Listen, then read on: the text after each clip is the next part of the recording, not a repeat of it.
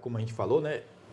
Várias pessoas deram testemunho, inclusive João. João foi uma das pessoas que deu um testemunho mais enfático de que Jesus, ele era o Filho de Deus, porque o próprio Deus, né, Messias, ele fala para João, no dia que você vê, aquele que você vê descer o Espírito, esse é o enviado, esse é o Messias, esse é o que irá batizar com o Espírito. E João deu esse testemunho, foi isso? Isso, João Batista deu esse testemunho e prosseguindo aqui nos testemunhos que a gente tem aqui já algumas semanas, né, Sim, pessoal, sim. que a gente tem falado muito sobre isso aí, e a conclusão que a gente já tinha, mas está confirmada através dessa lição, desse trimestre, é que certamente um Deus Criador visitou esse mundo aqui, esteve nesse mundo aqui, para nos tirar desse abismo chamado pecado. Exatamente. E essa pessoa foi revelada de uma maneira tão clara, tão evidente, através das Escrituras, que na época dele, de Jesus, é claro, só existia o Velho Testamento. E esse estudo, essa recapitulação que vamos fazer aqui, está toda centralizada no Velho Testamento, não é isso? Exatamente, exatamente. Então, além de todas essas pessoas que testemunharam, nós temos também o cumprimento profético em Cristo, que foi feito pelos profetas do Antigo Testamento, né? E é isso que nós iremos ver. Muitas e muitas profecias feitas no Antigo Testamento se cumpriu em Cristo. Então, tudo que aconteceu com Cristo, desde o seu nascimento até sua morte e ressurreição, todos os passos que Cristo deu no seu ministério foi profetizado. Nada ali foi em vão. Nada ali foi por acaso. É tanto que quando Cristo vai até João Batista para ser batizado, e João Batista questiona, Cristo não tinha pecado, inclusive isso foi profetizado, que ele nasceria sem pecado. E aí João questiona, eu que preciso ser batizado por ti, e o Senhor vem a mim. Aí Cristo falou assim, deixe para que se cumpra o que foi escrito. Ou seja, tudo que Cristo fez no seu ministério tinha sido escrito antes pelos profetas do Antigo Testamento. Então, não tem como fugir dessa realidade. Muitas teorias, né, de algumas outras denominações, eles falam assim, mas Jesus ele nunca evidenciou de forma clara dentro das fronteiras de Israel durante o início dos primeiros anos ali, né, que foram 3 anos e meio do ministério dele, ele não colocou e se levantou realmente como Messias e tal. Mas a gente já explicamos essa coisa detalhe, aí, né? A gente já explicamos esse detalhe aqui. Exato. Não é? Aí, Jesus, ele veio num contexto, vamos dizer assim, um contexto muito, vamos dizer assim, perigoso com relação à política e à expectativa de um Messias, de um revolucionário. Então isso aí, se caso ele se demonstrasse abertamente, isso aí ia pôr totalmente a missão dele em risco. Exato. Era justamente essa continuidade, Messias, que eu iria dar, é que as pessoas levantam muito isso aí, né?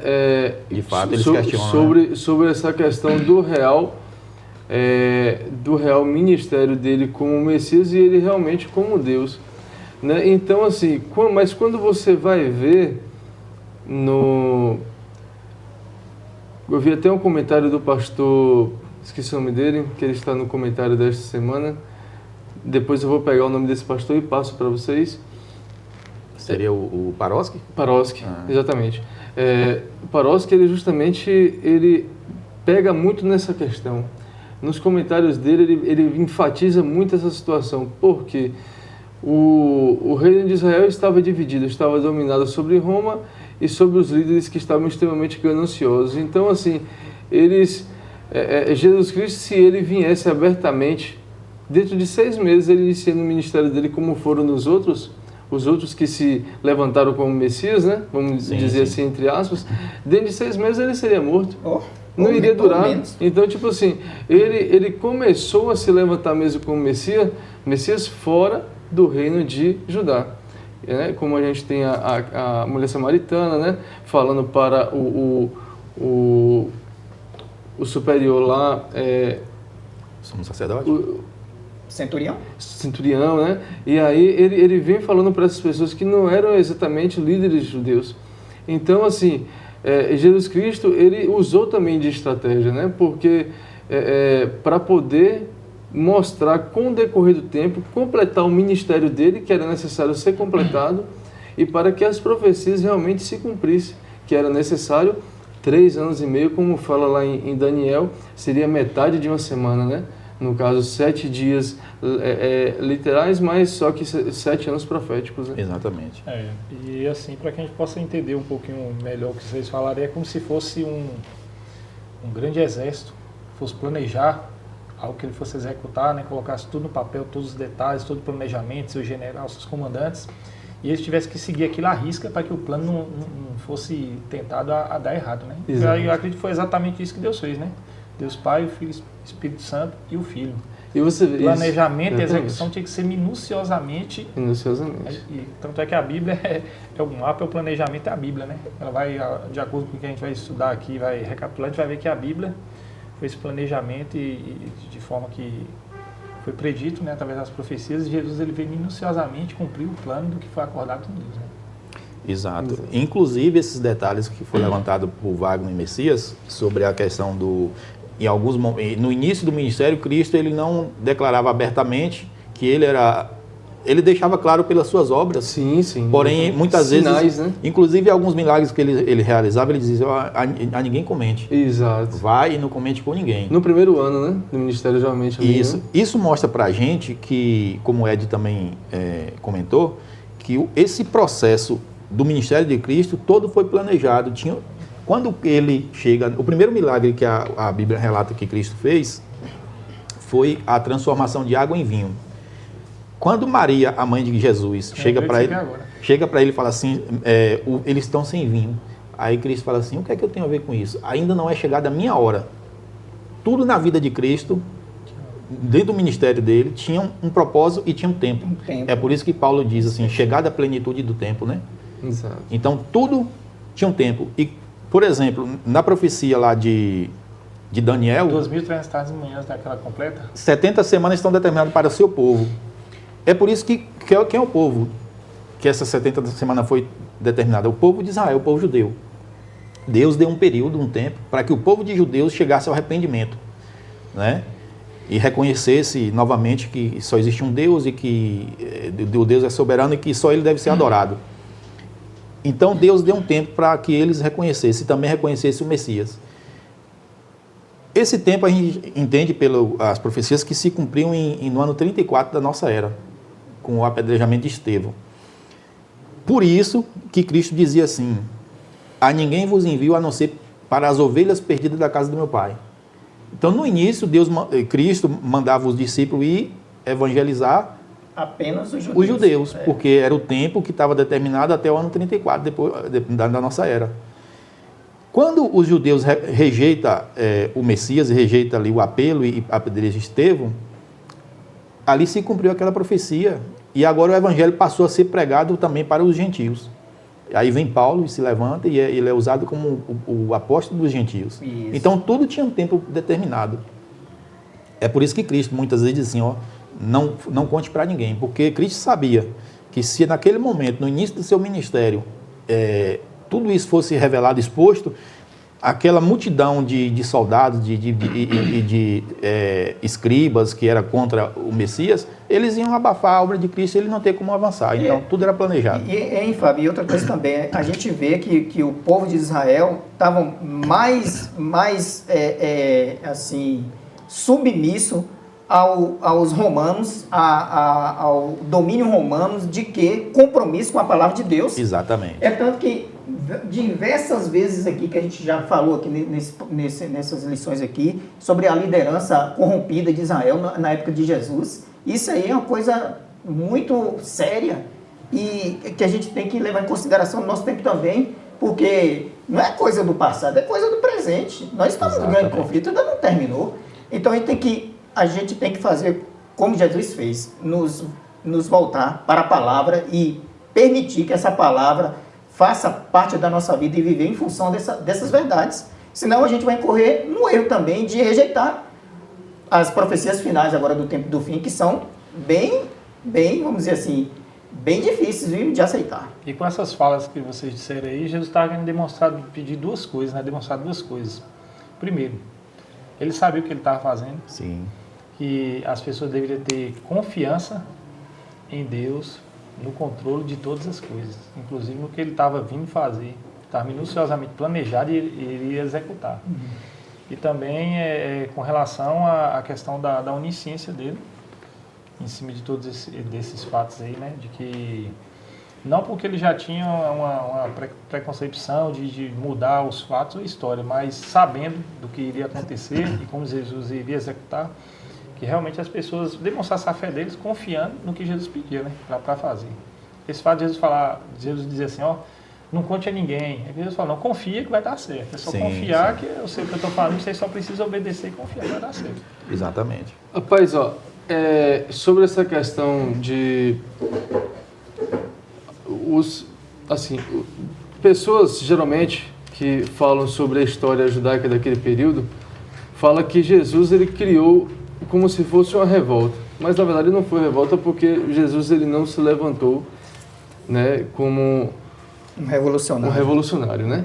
Eu falo assim, muitas, principalmente o ateísmo, ele pega muito em relação a isso, tá me entendendo?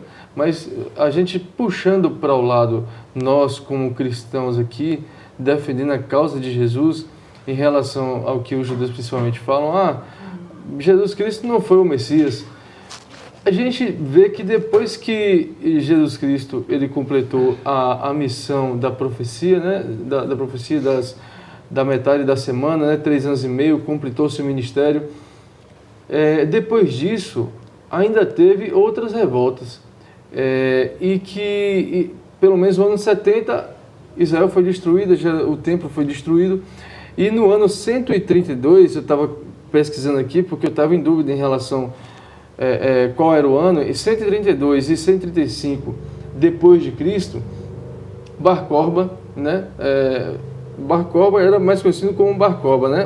Bar Corba, mas o nome dele era Simão Bar Coquebas. Ele liderou uma revolução também. Sim, exatamente. Né? Então, assim, e o fariseu, o rabino Akiva, ele já cansado, porque eu imagino isso, né? Ele já cansado porque Jesus Cristo já tinha morrido, Jerusalém foi destruída, não tinham levantado Jesus como Messias. Jesus Cristo tinha morrido e ressuscitado, mas não tinham colocado ele como Messias, como verdadeiro ungido, né? Ele foi lá e, nos seus escritos, que estão, se não me engano, no Talmud, né? Se não me engano, ele levantou Bar Corba como sendo o grande Messias. Durante o período que Bar Corba estava, da revolta que Bar Corba fez, que ele estava como revolucionário. Não, o Messias é ele, o ungido é ele. Escreveu, depois vocês podem pesquisar, o Rabino Akiva. E aí, mas só que Bar Corba, ele foi sufocado pelo Império Romano, no alto de uma montanha, e lá foi morto ele, sua família e todos os seus integrantes do seu grupo revolucionário. Exatamente. Então, assim, Israel encerrou ali. E de lá para cá foi dominado pelos impérios muçulmanos, pelo governo turco-otomano, até nessa era mais moderna, né? E agora, em 47, né, se não me engano, que se levantou como... Fundou novamente o Estado de Israel. O Estado de Israel. Então, de lá para cá, acabou-se Israel. Não teve cumprimento de mais nenhuma profecia. E não tem espaço mais para cumprimento de nenhuma profecia, porque nem Isaías, nem Zacarias, nem Daniel dá espaço para isso. E a lição traz bem claro que uma das diferenças de Jesus para todos esses que se levantavam como suposto Messias, o revolucionário que ia libertar, era a íntima ligação que ele tinha com o Pai. Exatamente. O testemunho, né, que a lição traz bem claro aqui, um diferencial que João ele enfatiza, né, o relacionamento sempre de Jesus com Deus como aquela íntima ligação, não só no planejamento que eles fizeram antes, mas no momento da execução.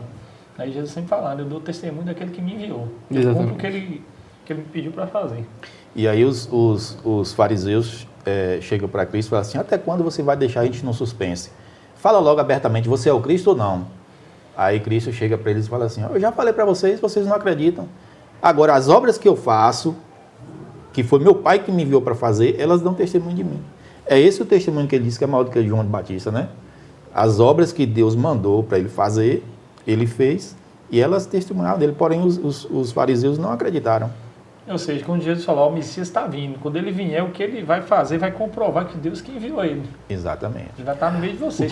O que confundiu muito os estudiosos daquela época é que era o seguinte: Isaías vem falando de um Messias que ele viria no jumentinho, né? Sim. Iria sofrer, iria ser morto pelos nossos pecados.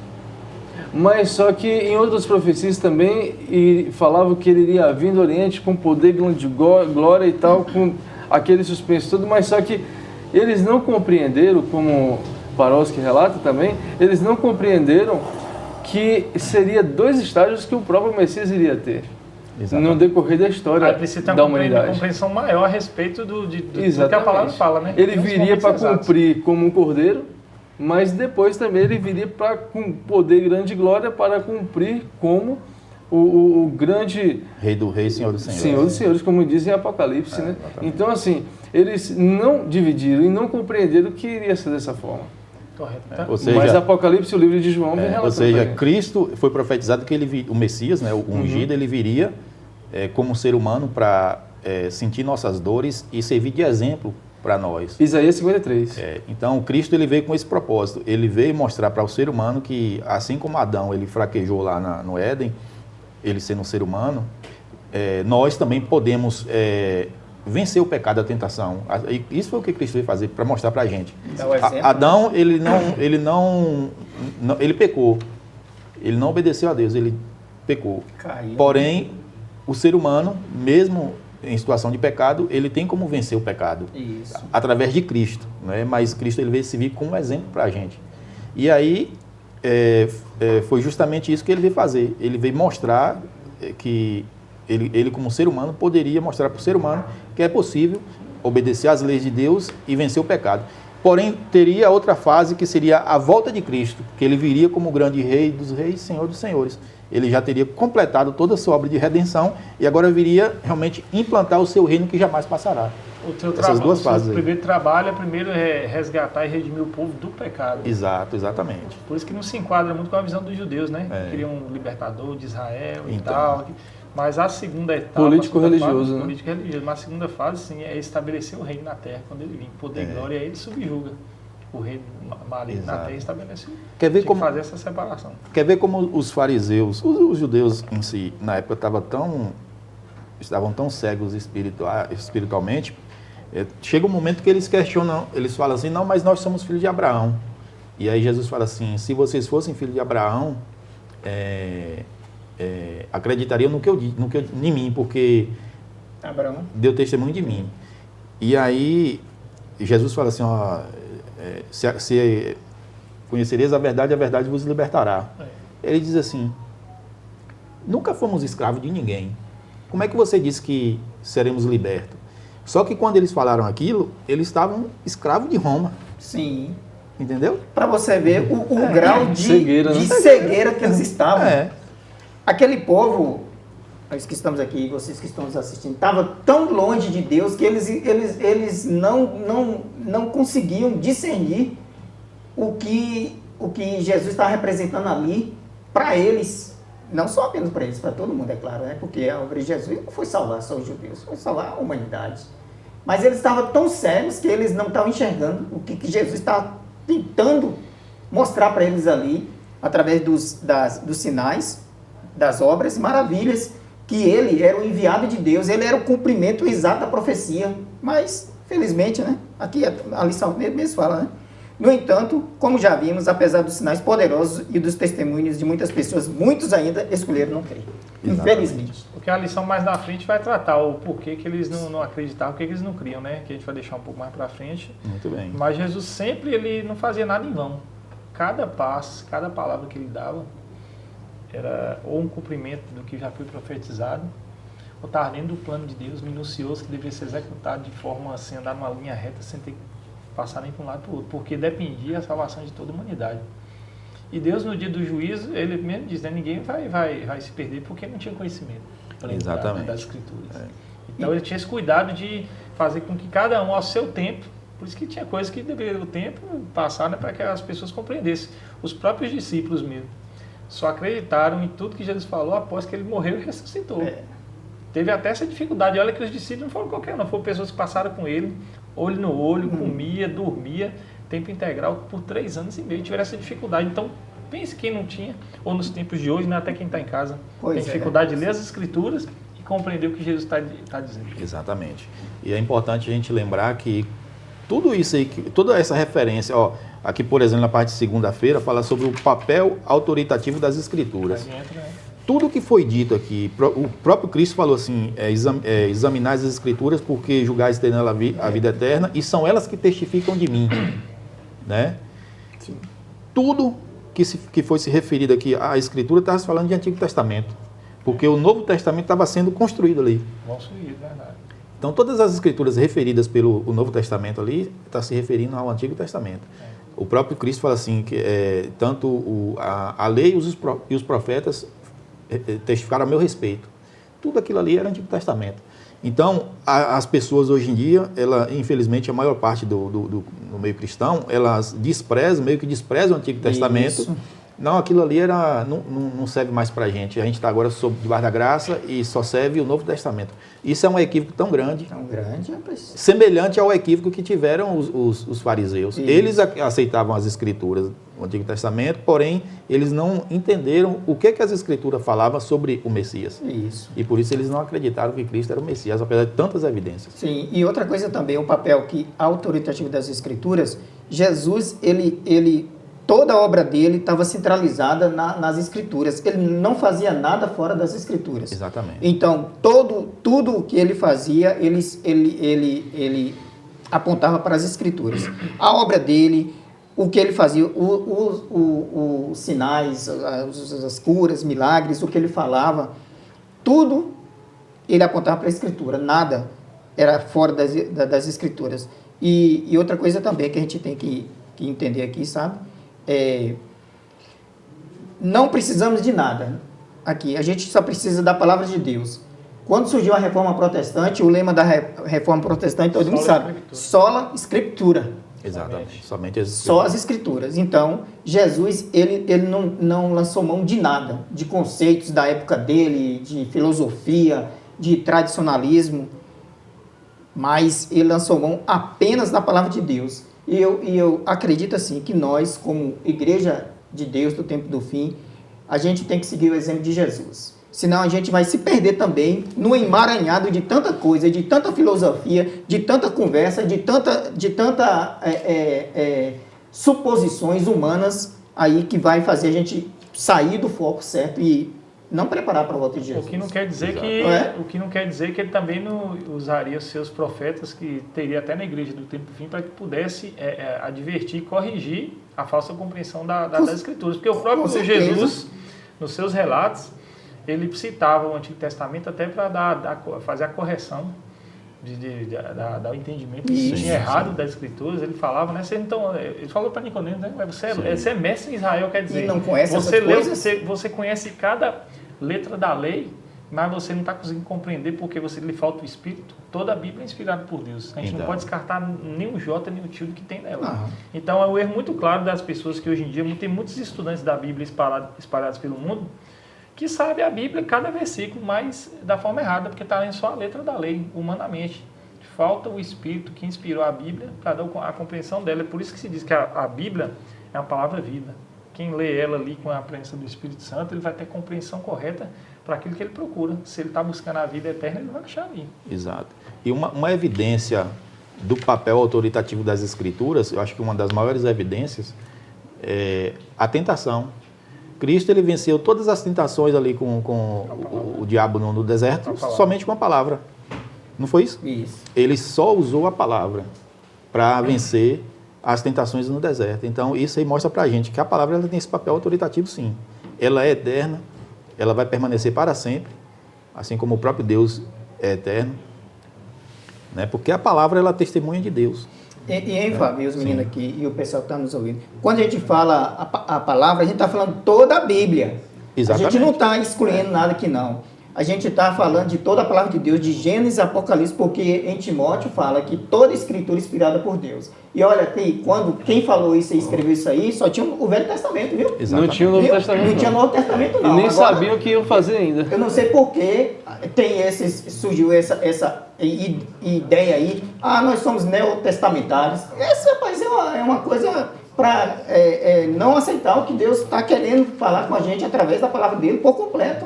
E a gente vai ficar aí, como os fariseus perdidos aí, achando uma coisa quando pensa que não. Eu acredito que a resposta vai estar no capítulo de quinta-feira que a gente vai abordar, né? Isso. Podemos Por que as avançar. pessoas rejeitam, né? Mas, Isso. assim, esse quarta-feira fala a respeito do papel fundamental exatamente As profecias, do né? Antigo Testamento. Cumprimento mesmo das profecias, E assim, apontando que Jesus era o E a Cristo. meditação que eu fiz a respeito disso é como se a Bíblia fosse um grande quebra-cabeça onde a imagem central formada no final fosse a imagem de Cristo Salvador. Talvez ele na cruz do Calvário. Perfeito. Cada peça ela vai se encaixar minuciosamente. Para onde você for você correr, vai se juntar. Então, se você pega o Novo e o Velho Testamento, e aqui nos dá alguns textos, né? João 1:23 com Isaías 43, João 2:16, 17 com Salmos 69, versículo 9, mostra que realmente Jesus, quando ele fez milagres, obras e maravilhas, ele apenas está fazendo aquilo ali para apenas comprovar o que já foi predito antes nas profecias, que ele seria transpassado, repartiria as vestes dele, entraria em Jerusalém montado num jumentinho. Ele não entrou porque ele queria entrar, ou porque ele era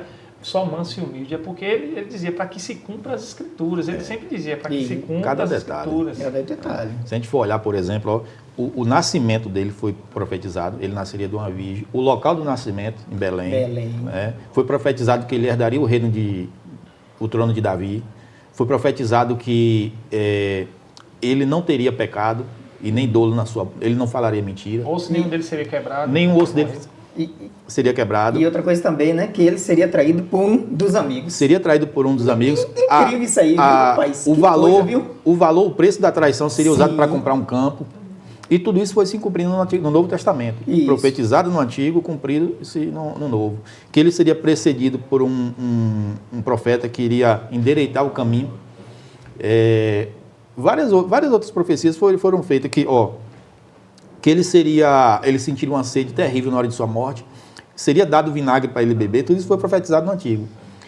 A sua morte ele é levantado na cruz, como a gente já falou, Ele seria né, que tinha alusão. seria crucificado entre os malfeitores, seria sepultado entre os ricos, está profetizado no Antigo, Exatamente. ressuscitaria no terceiro dia, Então, detalhe, né? E seria pelos nossos pecados. Então, detalhe, Jesus... levaria sobre si todos os nossos pecados. Então, Jesus é um Messias profetizado, porque tem até uma historinha aqui que é contada que não tem como outro ser cumprir e ser o Messias relatado como Jesus falar que ele era. É como se... A chance é como se fosse pegar um estado do tamanho de Minas Gerais, empilhar moedas de 60 centímetros e apenas em uma pintar lá de verde. Depois espalhar todas, vendar os olhos de uma pessoa e dizer assim, agora pega a moeda verde. É impossível. Não tem como. Então Jesus é o único exato Que se cumpriu tudo Messias nele. que Deus enviou para que pudesse cumprir o seu plano original, que o ser humano caiu, não vou deixar jogado lá não. Eu vou enviar o Salvador para que possa resgatá-los. E quando ele for, vocês vão saber quem for, porque eu já disse antes, vai estar relatado, e as profecias, a minha palavra, a fé verdadeira, vai se cumprir, vocês vão ver. E outra coisa aqui a gente tem que esclarecer. Por quê? Porque a gente dá tanta ênfase disso aqui, porque a gente assim, mesmo que assim, apelando para que as pessoas entendam isso. Sabe por quê, meus queridos? Sabe por quê? A nossa salvação depende dessa verdade, que Jesus é Deus, que Jesus se tornou homem e ele morreu por nós, ele pagou o preço dos nossos pecados. Se você achar que ele não é Deus, se você achar que ele é uma criatura, como infelizmente uns aí erradamente acham, se você achar que Jesus era um bom homem, ou apenas um profeta, você está colocando em risco, meu querido, sua salvação. Você não vai ser salvo, não. Você pode ter a sinceridade que você for, você tem que aceitar que Jesus é Deus, que ele pagou seu pecado. É ele, e ele está de braço aberto para receber. Você tem que enxergar ele como Deus, e não como qualquer outra pessoa.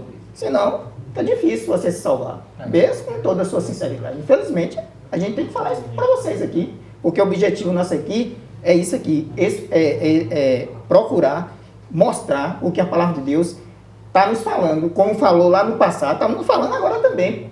Então, cabe a gente tomar a nossa decisão ao lado dessas verdades aqui, que a gente extensamente tem falado.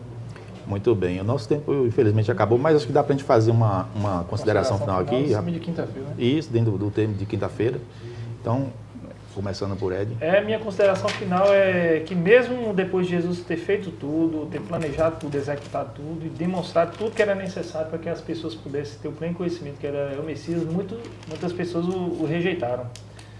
E eu creio que muitas pessoas o rejeitaram porque quando a gente conhece as verdades a respeito de Cristo, a gente é impulsionado a tomar uma decisão, ou a favor dele ou contra ele. Exato. Então é por isso de que muitas pessoas hoje, depois de estudar a Sagrada Escritura e chegar no veredito que realmente Jesus é o Filho de Deus, ela é impulsionada a tomar a decisão. E a decisão que Jesus quer que tome é que aceite Ele como o Salvador de sua vida e receba a vida eterna e saia da escravidão do pecado, né? Porém, muitas pessoas vão rejeitar porque estão apegadas, né? Estão com os seus olhos fechados, apegadas a este mundo, às coisas materiais, né? E não vão conseguir compreendê-lo e enxergar da forma como ele é e o que ele oferece, infelizmente. Muito bem. Messias. Pois é, então, quando Jesus estava discutindo com os fariseus, Jesus falou que ele era do alto, sabe? E as obras que ele fazia era do Pai, e o Pai é do alto. Mas eles eram da terra, eles eram terreno, quer dizer, apesar de serem religiosos, eles não eram convertidos. E o mesmo pode acontecer com qualquer um de nós, tem uma religião, mas a gente não acredita na palavra de Deus. Então, vai acontecer o que aconteceu com eles, né? Perder a oportunidade, a gente não pode cair nesse erro. Então, examinar as Escrituras e enxergue Jesus como Deus, o Deus que veio, que se tornou homem, morreu por você, ressuscitou e vai voltar. Certo? Muito bem. E o cumprimento que diz lá em Isaías 29:13 é a mesma coisa que está relatado em Marcos 7:7. Em Isaías fala bem assim, que isso não era novidade. Deus havia dito que os israelitas o honravam apenas com a sua boca, mas e com seus lábios, mas o seu coração estava longe dele. A mesma coisa está em Marcos. Em vão me adoram, ensinando doutrinas que são preceitos humanos. Então, assim, o povo estava cego. Os líderes judeus estavam cegos e não acreditaram em Cristo. Eles preferiram a cegueira, junto com o orgulho e o egoísmo, né, do que aceitar que realmente Jesus ele era o Filho de Deus. Muito bem. As Escrituras, ela é um conjunto de verdade. A verdade de que só existe um Deus, só existe um Salvador, que é Jesus Cristo. Né? O ser humano, ele pecou, está condenado à morte, e há um plano de redenção através de Cristo, da morte de Cristo. E também uma verdade de que haverá um julgamento, e todo aquele que não for encontrado escrito no livro da vida, infelizmente será lançado no lago de fogo, que foi criado para Satanás e os seus seguidores. Então, o meu apelo para você é o seguinte, que você acredite na palavra de Deus, aceite Jesus como teu Salvador e viva de acordo com os ensinamentos da palavra de Deus, porque assim, naquele grande dia, é chamado o terrível dia do Senhor, quando Ele irá julgar todas as coisas e todas as pessoas, né? Todos os atos, né, que foram praticados pelas pessoas. Você se encontre do lado direito, onde é feita aquela parábola, né, os bodes e as ovelhas. As ovelhas estarão à direita do Pai e os bodes à esquerda. E os bodes serão lançados no lago de fogo. Que você e eu estejamos, todos nós estejamos do lado certo, do lado daqueles que serão salvos e herdarão o reino dos céus, tá bom? Fique em paz, você e sua família, que Deus abençoe ricamente a você e até o próximo estudo.